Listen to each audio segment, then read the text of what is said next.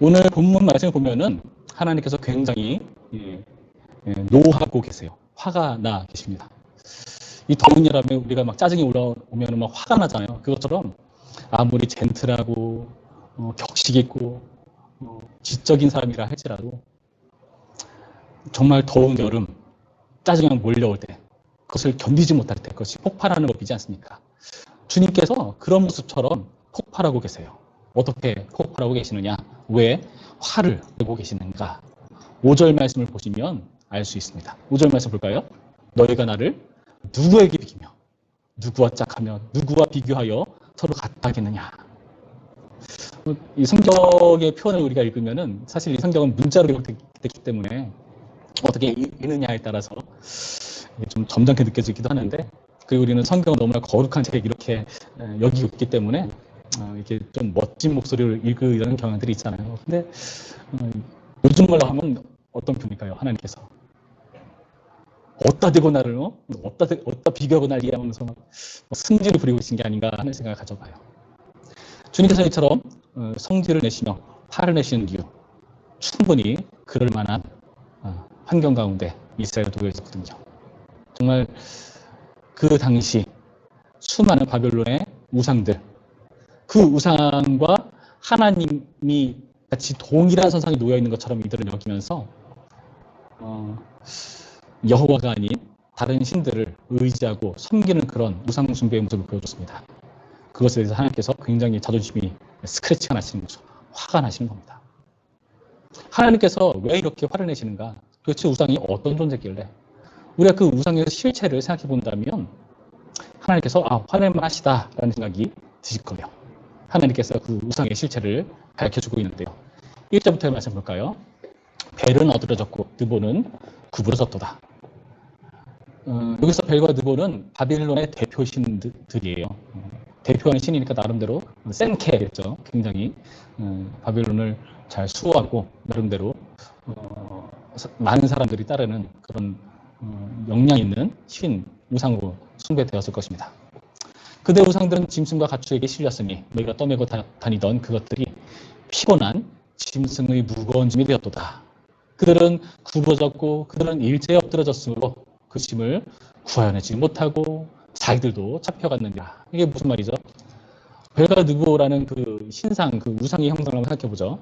그 당시 바빌론에 어떤 행사 같은 게 있었겠죠. 국가 행사들, 그런 뭐 신년 행사들 그런 게 있으면은 그 당시에는 그 우상들, 대표 우상들을 이렇게 많은 사람들이 볼 수 있도록 일종의 퍼레이드를 하는 겁니다. 싣고 다니는 거죠. 그러면서 이 우상의 멋진 모습을 보여주는 건데, 근데 그럴 때마다 고생하는 건 누굽니까? 그 우상을 싣고 있는 동물들이 얼마나 학대를 당하고 있겠습니까? 그런데 곰곰이 살펴보면은 그 모습이 마치 어떤 예고편처럼 바벨론이 나중에 바사와 페르시아, 페르시아죠. 그 메대 제국 고레스라는 사람 때문에 이렇게 나라가 멸망해버려요.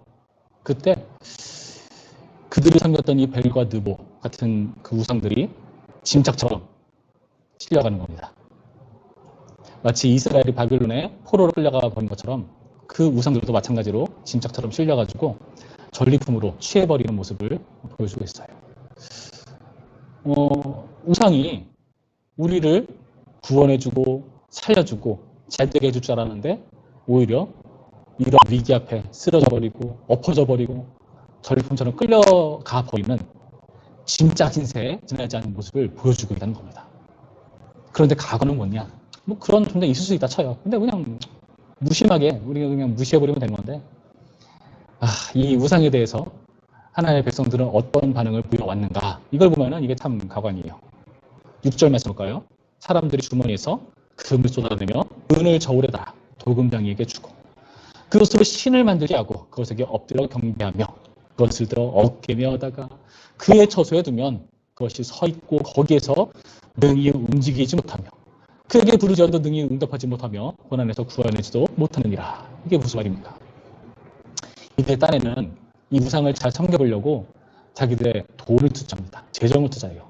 그것도 어떤 재정? 금과 은, 아주 귀한 것을 투자해서 내가 섬길 우상을 만들고 있다는 거죠. 그러면 그것을 자기 처소에 두면서 이제 이 신이 우리와 함께 있어. 그러니까 우리는 이제 만사형통 잘 될 거야 하면서 그렇게 막 애지중지하는 모습을 보여주고 있는데, 그런데 그에 대한 성과가 있습니까? 전혀 그렇지 않은 모습. 움직이지도 못하고 응답도 못하는 그런 어처구니 없는 상을 보여주고 있다는 거죠. 하나님이 이 모습을 보면서 얼마나 열받아 하시겠습니까? 바벨론의 대표신인 줄 알았는데 전리품으로 전락해버리고 말고, 그리고 이런 무능한 물건에 대해서 사람들은 이것을 애지중지하고 잘 관리하고, 더 과간인 것은 이 우상을 만들려고 혈안이 되어 있다는 거죠. 비싼 재정 투자하면서 내가 원하는, 나에게 잘해줄 내 취향의 신을 스스로 만들어낼 겁니다. 예전에 제가 십계명 언급을 살짝 하면서 거기서 우상에 대한 얘기가 지나가잖아요. 거기 보면은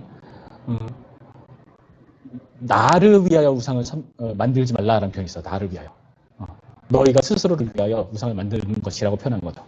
여러분, 그렇게 생각해본다면 우상이라는 것은 내가 나를 위해 내가 원하는 취향으로 만들어낸 존재일 것입니다. 그것을 위해서 우리는 투자를 하죠. 애지중지하죠. 그렇게 따진다면 여러분 생각해보면은 우상이라는 것이 옛날에는 어떠한 상으로 이렇게 만들어진 그런 모습만 여러분 생각했을 수도 있겠는데, 이런 원리에 비춰본다면 여러분도 다 우상을 섬기고 있는지도 모릅니다. 여러분 그냥 눈 감고 그냥 가만히 멍하니 있으면은 딱 머릿속에 떠오르는 생각 있죠. 그 생각이 여러분을 근래에 들어서 사로잡고 있는 생각일 겁니다. 그렇지 않나요? 그렇죠? 그 생각들의 모습이 어떨 때는 우상이 되기도 해요. 계속해서 나의 생각 가운데 자리 잡고 있는 그 큰 어떤 것. 어떤 친구는 게임이 될 수도 있고, 어떤 친구는 친구가 될 수도 있고, 또 어떤 친구는 여러 가지 것들이 있을 수 있겠는데, 여러분이 그것을 애지중지하면서 나를 위해서 길러냈는데 그것이 나를 구원해 주느냐? 오히려 자신이 짊어져야 되는 무거운 짐이 돼버리는, 나 하나 구원하지 못하고 아무런 능력도 쓸데도 없는 모습으로 나타나는 모습. 그런 거 우리 한번 그런 모습으로 있지 않나 하는 생각을 가져봐요. 그런 무능한 존재니까 당연히 구원은 불가능하죠. 하나님이 이런 우상들과 비교 대상이 되고 있다는 겁니다. 여러분, 반면에 하나님은 어떤 분이십니까? 그 우상에 비한다면 하나님이 거기에 비교된다는 것 자체가 너무나 말도 안 되는 사건이에요. 하나님은 어떤 분이라고 묘사를 하느냐? 3절과 4절 말씀 볼까요? 이렇게 되어 있죠. 야곱의 집이여 이스라엘 집에 남는 모든 자여 내게 들을지어다. 배에서 태어남으로부터 내게 안겼고 태에서 남으로부터 내게 업힌 너희여, 너희가 노년에 이르기까지 내가 그리하겠고 백발이 되기까지 내가 너희를 품을 것이라. 내가 지었은즉 내가 업을 것이요 내가 품고 구하여 내리라. 하나님은요, 짐짝처럼 실려가 버리는 우리에게 짐이 되는 존재가 아니라 오히려 우리라는 짐을 짊어지시는 분으로 묘사됩니다. 그냥 우리를 그냥 물건 취급하는 것이 아니라 인격적으로 대우하시죠. 우리가 태에서부터 노년에 이르기까지. 그러니까 이 표현은 결국에 우리를 끝까지 책임지는 하나님이시라는 겁니다. 그렇게 해서 우리를 어떻게 안아주시고 업어주시고 그렇게 우리를 포기하지 않으시는 하나님의 모습으로 나타나고 있다는 겁니다. 하나님께서 왜 우리에게 이렇게 할까요? 내가 지었은즉 내가 업을 것이요 내가 품고 구하내리라. 하나님께서 지은 존재니까. 여러분, 아까 우리가 살펴본 우상은 어떤 존재였습니까? 우상은요, 우리가 만들어낸 존재이지 않습니까? 근데 재밌죠? 우리가 만든 존재인데 우리가 그 우상을 업고 다니죠. 짊어지고 다니죠. 그렇죠? 근데 하나님은 우리를 만들어냈으니까 우리를 짊어지고 다니시는 존재. 여러분, 굉장히 이 비교해보면서 이 모습을 보면은 정말 하나님이 대단하시다는 생각이 들 수밖에 없지 않습니까? 하나님께서 우리의 창조주가 되세요. 내가 지었은즉 내가 너 끝까지 책임지고야. 우리를 만드신 존재. 우리의 전 생애를 통틀어서 우리를 책임지시는 분이시라면 우리의 물리적인 육신과 영혼과 육체를 만드셨지만 우리의 인생 가운데서도 우리의 미래를 만들어내시는, 창조해내시는 하나님으로 우리는 생각해 볼 수가 있다는 겁니다. 그러면서 하나님께서 그냥 이렇게 말만 하시는 것이 아니라 이것에 대한 증거를 우리에게 제시해 주세요. 증거를 제시해 주세요. 8절과 9절 말씀 보면 이렇게 되어 있습니다. 너희 패역한 자들아, 이 일을 기억하고 장부가 되라. 이 일을 마음에 두라. 이 일이 뭘까요? 나옵니다. 이제 너희는 옛적 일을 기억하라. 나는 하나님이라 나 외에 다른 이가 없느니라. 나는 하나님이라 나 같은 이가 없느니라. 야, 나 너희에게 있어서 유일무이한 존재야. 왜 그런 줄 알아? 너 나와 함께 있었던 그 옛적 일을 한번 돌아봐봐. 그 일들을 기억해내야 돼. 생각해야 돼. 마음에 둬야 돼. 여기서 옛적 일이라는 것은 과거의 어떤 한 사건을 말하는 것이 아니라 하나님께서 우리 인생에 건의하신 그 모든 인생을 통틀어서 과거의 역사를 돌아보게 하는 사건들을 돌아보라는 겁니다. 어떤 사건이 있을까요? 우리는 성경을 통해서 확인하죠. 지금이 이사야서니까 성경으로 우리 분량으로 보더라도 물론 다 시간적인 수로 기록되지는 않았지만 이사야 한 가운데쯤 잡고 앞부분을 쫙 펼치면 굉장히 많은 내용이 담겨 있잖아요. 그 내용 다 어떤 얘기입니까? 하나님께서 우리를 구원해내신 역사 이야기. 하나님께서 과거사를 돌아보게 하시는 이유는 뭐죠? 자신감이 있으신 겁니다. 야, 나 너네 끝까지 책임지는 존재잖아. 몸께서 너네 과거를 한번 돌아봐봐. 성경에 뭐라고 써 있어? 뭐라고 기록되어 있어? 우리는 이런 생각할 수 있어요. 에이, 그건 기록이잖아요. 여기 남아있는 문자잖아요. 이게 우리랑 뭔 상관이 있어요? 라고 할 수 있어요. 그런데 생각해봅시다, 여러분. 기록을 남긴다는 것은 엄청난 자신감이 있어야 할 수 있는 겁니다. 기록이 남는다는 것은 흔적을 남기는 거죠. 그렇죠? 이 기록을 남긴다는 것은 하나님께서 우리에게 성실했다는 것을 확실히 보여주는 증거라는 겁니다. 자신 없으셨다면 하나님 애초에 보여주지도 않으셨겠죠. 근데 여러분 성경에 또 해보시는 분 아시겠지만 얼마나 읽기가 힘드니까. 그 많은 말씀을 우리에게 주시면서 야, 나 누군지 알아? 나 하나님이잖아. 야, 왜 이래? 나 몰라? 나 하나님이야. 나 왜 다른 이가 없다는 거 내가 이렇게 많이 보여줬다나. 너네 생각해봐 하면서 이렇게 우리에게 제시해주고 있다는 것. 이것은 큰 은혜라고 밖에 설명할 수가 없다는 것입니다. 그리고 하나님께서 그 과거 사건을 말씀하시면서 이제는 우리에게 미래를 제시해 주세요. 그 미래는 어떤 미래인가? 당연히 너네 지금 힘들지? 그런데 나 너희에 대해서 이러이러한 계획을 가지고 있어. 과거에 나의 모습 잘 알고 있지? 그렇다면 내가 너의 미래에 대해서 얘기해 줄 건데 그 말이 이루어지겠어? 안 이루어지겠어? 그 말씀이 뭔지 한번 볼까요? 10절 말씀 봅니다. 이렇게 되어 있습니다. 내가 시초부터 종말을 알리며 아직 이루지 아니한 일을 옛적부터 보이고 이르기를 나의 뜻이 있을 것이니 내가 나의 모든 기뻐하는 것을 이루리라 하였노라. 내가 동쪽에서 사나운 날짐승을 부르며 먼 나라에서 나의 뜻을 이룰 사람을 부를 것이라. 내가 말하였은즉 반드시 이룰 것이요 계획하신즉 반드시行하리라. 여기 사나운 날짐승, 먼 나라에서 나의 뜻을 이룰 사람이라는 표현이 있는데 이 존재는 바로 이사야서의 문맥을 쭉 살펴보면 그 바사 메대 지국의 보레스를 말해요. 이 보레스라는 사람이 이 바벨론을 무찌릅니다. 정복해버려요. 그러면서 그 바벨론의 포로 하에 있었던 많은 제국들을 그들의 땅으로 돌려보내는 일을 합니다.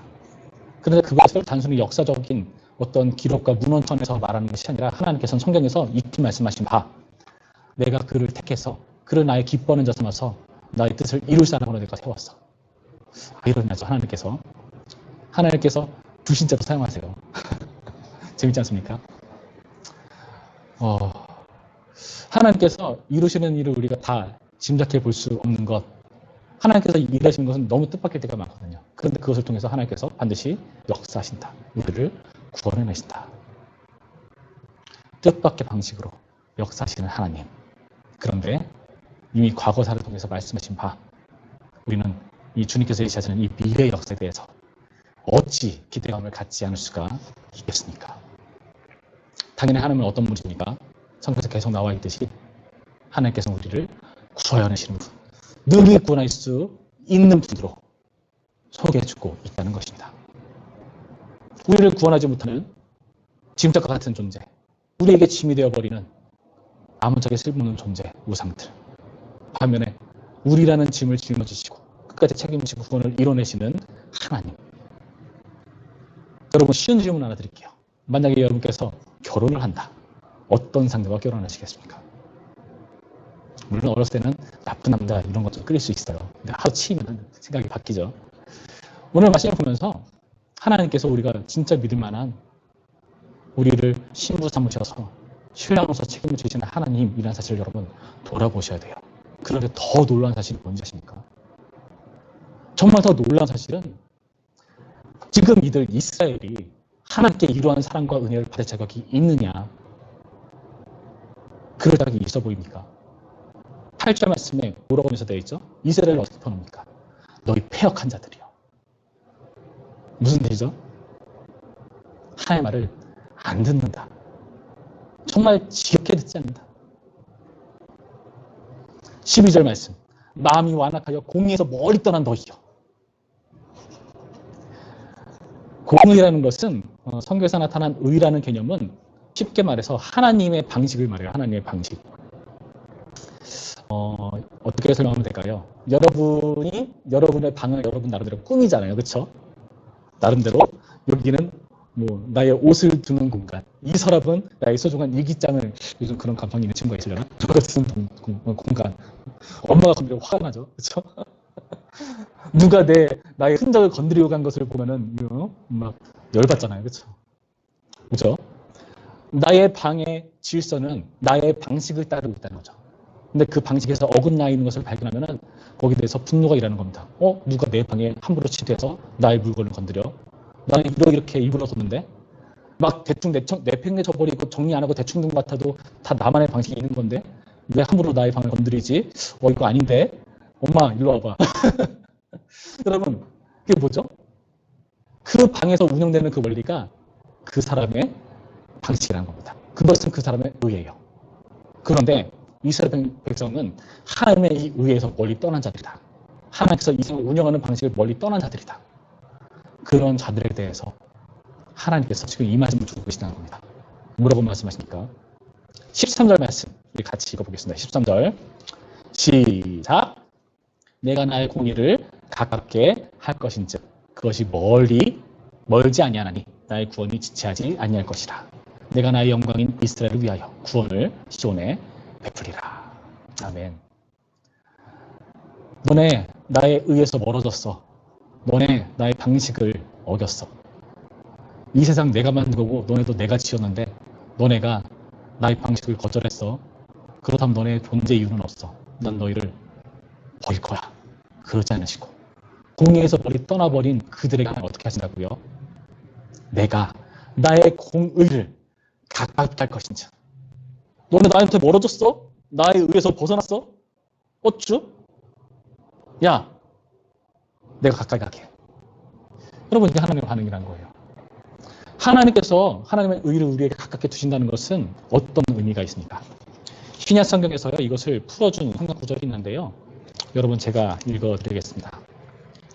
로마서 3장 말씀을 보시면 하나님께서 어떻게 하나님의 공의에서 멀어진 우리를 다시 가깝게 만들어내셨는가를 로마서 3장 21절부터 26절까지에서 밝혀주고 있는데요. 여러분 이 말씀이 이전에 몇 번 들어본 적이 있을 수도 있어요. 그래서 새롭게 다가왔으면 하는 마음이 간절합니다. 제가 읽어드릴게요. 이제는 율법에 하나님의 한 의가 나타났으니 율법과 선지자들에게 증거를 받은 것이라. 곧 예수 그리스도를 믿음으로 말미암아 모든 믿는 자에게 미치는 하나님의 의인이 차별이 없느니라. 모든 사람이 죄를 범하였음에 하나님의 영광에 이르지 못하더니 그리스도 예수 안에 있는 속량으로 말미암아 하나님의 은혜로 값없이 의롭다 하심을 얻은 자 되었느니라. 이 예수를 하나님이 그의 피로써 믿음으로 말미암는 화목제물로 세우셨으니 이는 하나님께서 길이 참으시는 중에 전에 지은 죄를 간과하심으로 자기의 의로우심을 나타내려 하심이니 곧 이때 자기의 의로우심을 나타내사 자기도 의로우시며 또한 예수 믿는 자를 의롭다 하려 하심이라. 아멘. 여러분 우리는요 쾌역한 자들이고요 완악한 자들이고 하나님에 의해서 멀리 떠난 자들이에요. 그런 하나님께서 우리에게 대해서 계속해서 너네 내 말 좀 들어봐. 너네 돌아와야 돼. 다시 한번 옛날을 좀 확인해봐. 나 미리 너네한테 이런 일을 할 그런 존재야. 계속해서 귀찮게 잔소리를 하시는 그 이유는 무엇입니까? 그리고 그 잔소리의 끝판왕으로 말씀이 직접 우리의 눈에 생생하게 드러나시는 예수 그리스도로 나타나셨죠. 그 이유가 뭘까요? 우리와 다시 가까워지기 위해서. 하나님께서 우리와 가깝게 지내시길 원하기 때문에 에덴 동산에서 추방해내신 그런 일을 향해서 다시 한번 사랑의 편지를 보내계신 것이 아닌가 하는 생각을 가져봅니다. 여러분, 이런 예수 그리스도를 우리에게 제시해 주었다면 하나님의 구원은 확실하겠죠. 요즘 점점 많은 사람들이 하나님을 믿지 않는 세대인 것 같습니다. 그리고 하나님 대신에 자기들만의 나를 구원할 어떠한 존재를 찾고 있는 것처럼 보입니다. 여러분들 중에 어떤 친구들은 내가 성적을 잘 받아야 돼. 내신을 잘 쌓아서 좋은 대학에 입학하면 나의 미래가 승승장구할지 몰라. 그런데 물론 좋은 것이고 당연한 거지만 그게 하나님보다 우선시 된다면 하나님이 빠져버린 여러분의 노력과 어떤 의지가 되어버린다면 여러분이 애지중지하는 어떤 것이 되어버린다면 그거 우상입니다. 어떤 것이든 모든 것이든 다 우상이 될 수 있습니다. 나에게 구원을 줄 줄 알았던 그 모든 것이 그리고 아무리 좋은 명령을 갖다 붙인다 할지라도 하나님과 상관없는 것이라면 그것은 우상이 되어버립니다. 제가 예전에 그런 말씀 드린 적이 있나 모르겠네요. 제가 예전에 찬양을 너무 좋아했어요. 찬양을 너무 좋아해서 예배 시간에 예배에 집중하지 못할 만큼 머릿속에 찬양으로 가득 차 있었습니다. 제가 찬양 인도를 할 당시에 청년부에서요. 찬양 인도를 할 당시에 담당 목사님께서 설교를 하시잖아요. 그러면요. 그 설교를 들으면서 제가 그 설교 다음에 기도회를 할 때 앞에 나가서 기도를 인도를 해야 돼요. 찬양을 부르면서. 그러면 머릿속에 어떤 생각으로 가득 차 있느냐. 지금 목사님께서 저런 주제로 말씀하시니까 저 주제라면은 이런 찬양이 좀 어울리겠다. 그럼 저 말씀이 끝나고 빨리빨리 반주자에게 알려가지고 야 반주자 많은 물소리 몇 장 그거 부를 거야 이렇게 알려가지고 그거를 부르고 기도하면 은혜롭겠지 하면서 머릿속에 막 그 생각으로 가득 찼어요. 목사님 지금 저런 얘기를 하시는구나. 그럼 이 찬양을 불러야지 가득 차 있는 거예요. 지금 목사님이 사랑을 얘기하고 계셔? 그래. 그럼 오늘 선곡은 그 사랑 얼마나 사람들이 은혜 받겠지? 그 마음으로 가득 차 있는 거예요. 제가 하나님께 예배를 제대로 드릴 수 있었겠습니까? 찬양조차 우상이 되어버릴 수 있다는 거죠. 여러분 그렇다면 여러분이 애지중지하는 그 모든 것들이 우상이 되어버릴 수 있다는 것은 당연하지 않습니까? 게임, 성적, 친구 좀 이룰 수 있지만 어떤 친구들은 재산. 여러분 오늘 말씀을 통해서 주님께서 그것을 얼마나 자존심 상하게 하시는지 기분 나빠하시는지 분노하시는지를 여러분 돌아보시면서 비교 자체가 불가한 하나님이시라는 것을 여러분 다시 한번 돌아보시면서 이 하나님께로 이 유일무이하신 하나님을 선언하는 존재로 저는 우리 모두가 되기를 바랍니다. 기도할까요? 우리 기도하실 때 이렇게 기도하죠. 하나님, 오늘 말씀을 통해서 주님께서 우리를 포기하지 아니하시고 우리를 사랑하시는 주님이시라는 것을 다시 한번 확인합니다. 주님 어떻게 이러한 사랑을 우리 가운데 베푸실 수가 있었습니까? 저 같았으면 자존심 상해서 못해 먹겠다 하면서 그냥 포기해버릴 텐데 져버릴 텐데 너 같은 거 필요 없어 하면서 다른 사랑할 대상을 찾을 텐데 주님 어찌 우리를 포기하지 않으시고 자기 아들을 주시기까지 그 아들을 주신다는 것은 모든 것을 주신다는 의미 아닙니까? 그만큼 우리를 어찌 사랑할 수가 있었습니까? 주님 이제 우리가 주님께서 우리를 사랑하신 것에 비한다면 미천하고 보잘것 없겠지만 내세우고 없겠지만 우리가 이 사랑을 알았으니 우리가 할 수 있는 바로 주님을 섬기며 예배할 수 있도록 도와주시옵소서. 주님 빠져버린 나의 삶의 모든 요소들이 아니라 그래서 그 요소들을 우상으로 만들어버리는 것이 아니라 주님의 사랑으로 주님을 사랑하는 마음으로 나의 삶에 있는 모든 것들이 의미 있는 존재로 변화될 수 있도록 인도하시고 그래서 이제는 우상 숭배가 아니라 하나님께 의존하는 존재로 설 수 있도록 도우시고 역사해 주시옵소서. 우리 잠깐 기도합니다. 기도하겠습니다. 아버지 주여 함께 하시옵소서. 주님 이끌어 주시옵소서. 오늘의 말씀을 통해서 우리에게 주신 은혜를 생각해 봅니다. 주님 감사드립니다. 주님 우리는 나약하고 주님 앞에 배은망덕하며 주님의 의에서 멀어진 존재들입니다. 그런데도 주님의 우리를 가깝게 하시고 주님의 그 한없이신 의로움에 우리가 가까이 닿을 때마다 우리는 그 의로움 앞에 우리의 죄악만 드러날 뿐이고, 그래서 우리는 죽임당할 수밖에 없는 존재라는 것을 확인하는 느낌밖에 없는데, 또 다른 차원의 의인 예수 그리스도를 우리 가운데 드러내셔서 우리를 의로운 존재로 변화시켜 주시고 그 존재로 빚어가시는 이 놀라운 말씀을 우리가 확인하였습니다. 주님, 우리를 붙들으시고 역사하여 주시옵소서. 인도하여 주시옵소서. 제가 기도하고 삼위 하나님의 축복을 받고 마치도록 하겠습니다. 참 좋으신 하나님 감사드립니다. 주님, 어찌 우리 같은 존재를 사랑하셨습니까? 우리는 주님을 버리고 우리를 위하는 또 다른 존재를 창조해내는, 그래서 그것을 애지중지해버리는 그런 못난 모습을 볼 때가 얼마나 많습니까? 그런데도 주님, 그런 우리를 포기하지 않으시고 우리를 창조하신 그 하나님께서 끝까지 우리를 책임지시는 그 놀라운 성실하신 사랑을 확인했습니다. 예수 그리스도를 증명하신 하나님, 이제 우리는 그 사람을 생각하며 다시금 주님께로 돌이킬 수 있도록 인도해 주시옵시고, 우리가 그 사랑 때문에 다시 한번 일어서며 우리의 모든 삶의 방향이 주님 안에서의 삶으로 변화될 수 있도록 이끄시고 축복하여 주시옵소서. 이제는 우리 주 예수 그리스도의 은혜와 하나님의 사랑과 성령의 교통하심이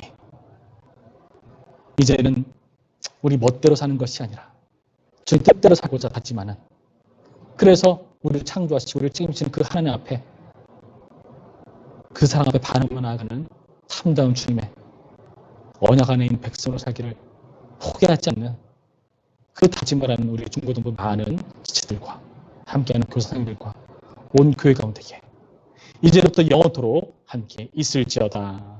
아멘.